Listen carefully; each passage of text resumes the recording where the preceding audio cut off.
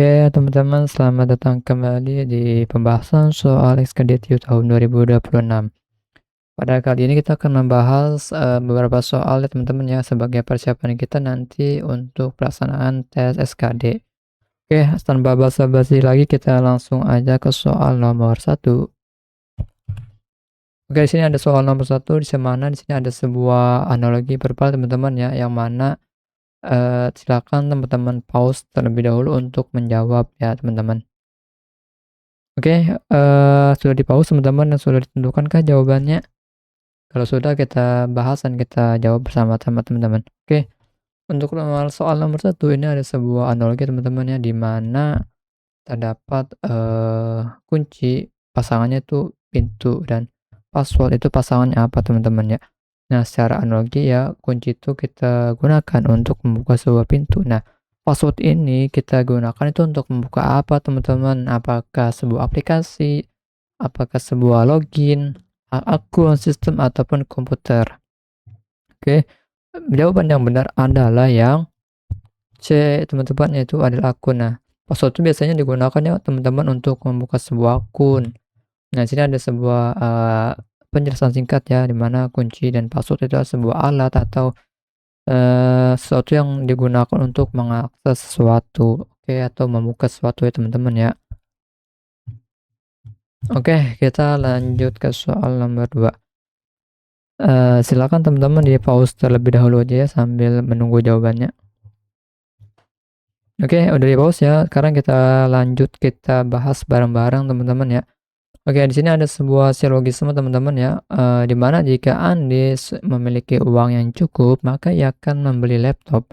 Jika Andi membeli laptop, maka ia akan membuat sebuah konten atau membuat konten. Nah, kesimpulan yang benar adalah apakah yang A, jika Andi membuat konten, maka ia memiliki uang yang cukup.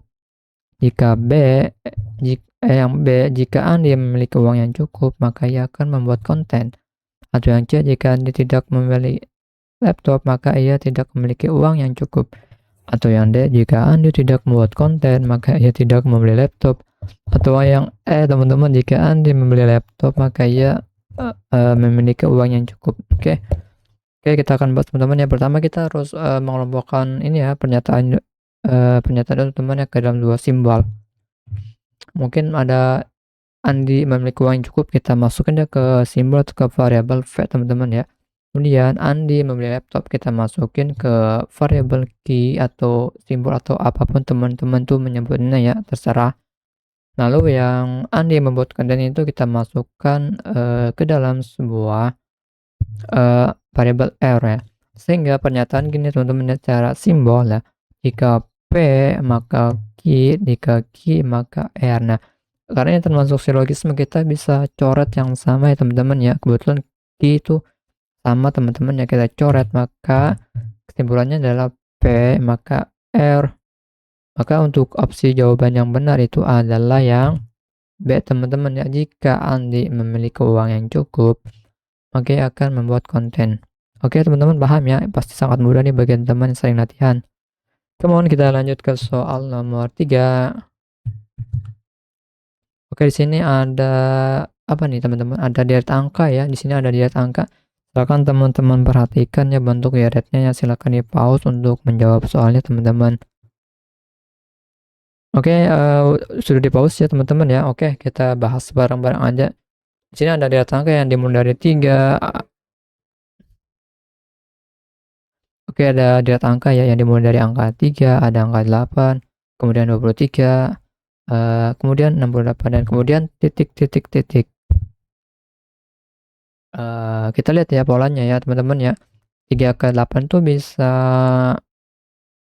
perkalian dan juga bisa penjumlahan, itu masih masuk akal ya teman-teman ya. Soalnya tuh dari 3 ke 8 tuh angkanya masih, selisihnya masih kecil ya, belum gede. Nah, kita geser lagi teman-teman ya ke 23, 8 ke 23 itu lumayan gede, angkanya lumayan gede ya. Mungkin penjumlahan itu udah nggak mungkin teman-teman ya. Maka kita mungkin akan menggunakan perkalian. Oke.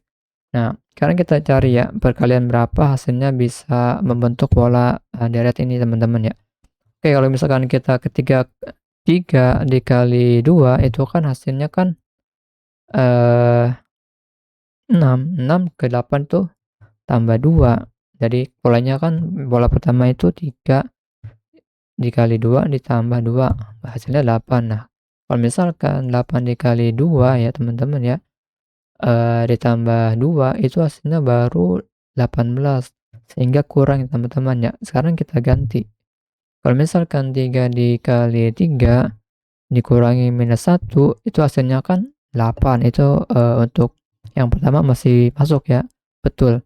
Nah, kemudian dari 8 ke 24 dikali 3 itu hasilnya 24, kemudian diambil 1, hasilnya 23. Ternyata masih sesuai teman-teman. Oke ya, kemudian, eee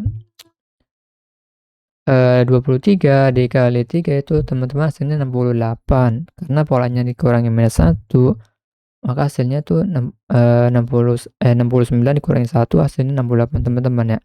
Berarti, untuk jawaban finalnya atau jawaban yang betul ya, berarti 68 dikali 3 dikurangi 1 itu adalah yang C ya teman-teman ya. Ini ada penjelasannya, ada polanya tuh dikali 3 dikurangi minus 1 teman-teman ya. Oke. Jadi kita akan lanjut ke soal nomor selanjutnya. Oke, di sini ada soal nomor 4 di mana ini hitung cepat teman-teman ya. Diharapkan teman-teman itu bisa menghitung tuh dalam kurun waktu di bawah 30 detik teman-teman ya. Supaya bisa menghemat untuk soal nanti yang lebih sulit teman-teman. Oke. Silakan teman-teman pause terlebih dahulu ya untuk menyelesaikan atau menjawab soal ini teman-teman. Oke, waktu pause sudah selesai, kita bahas bareng-bareng ya. Di sini ada jika P 9X dan Q sama dengan 6Y, maka berapakah nilai jika Q dibagi V jika X-nya itu 3 dan Y-nya sama dengan 9. Oke, kita hitung cepat aja ya. Ini mah cepat pasti teman-teman. Kita lihat, kita tahu dulu ya, X-nya itu ada 3. Nah, V-nya itu 9X, berarti kan 9 dikali 3. Oke, kita udah dapat nih ya. Hasil dari nilai P itu 27.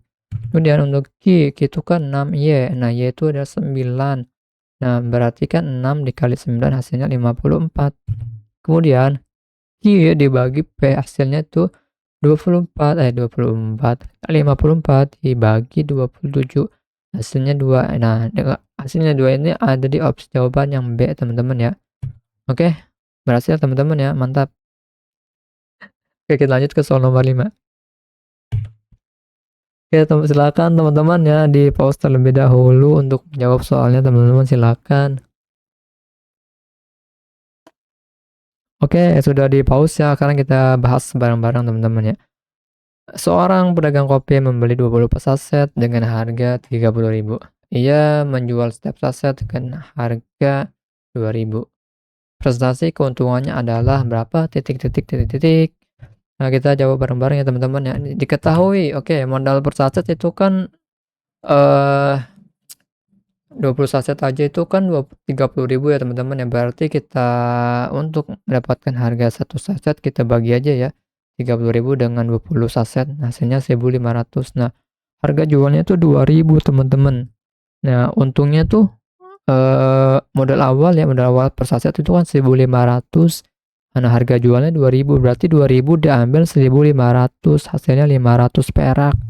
Nah, untuk presentasi ya, kita untung ya, untung kita bagi modal awal teman-teman. Nah, untungnya itu kan tadi 500 perak, modal awal itu 1.500. Nah, untuk presentasi keuntungan ya 1 dibagi 3 teman-teman ya. 1/3 itu dari kita perkecil ya teman-teman ya, karena ini ada 500, ada nolnya, ada angka 0 ya di belakang angka 5 ya teman-teman ya, kita coret aja untuk mempermudah teman-teman ya. Atau kita bagi 500 ya teman-teman ya, hasilnya jadi 1/3 juga teman-teman. Oke, 1 dibagi 3 itu hasilnya 33,3333%. Nah, karena di opsi jawaban nggak ada, kita mencari opsi yang paling mendekati teman-teman. Nah, kebetulan di sini tuh yang paling mendekati itu adalah jawaban yang opsi B, yaitu 33% teman-teman ya. Oke, jawaban akhirnya itu 33%. Oke, kita sudah selesai ya dalam pembahasan soal SKD-nya teman-teman. Semoga walaupun ini soal yang receh, yang mudah, Tapi semoga ini jadi tambahan teman-teman ya dalam mempersiapkan tes SKD teman-teman ya nanti. Mudah-mudahan dapat nilai maksimal teman-teman ya. Oke, kita akan ketemu di video-video selanjutnya teman-teman. See you next time.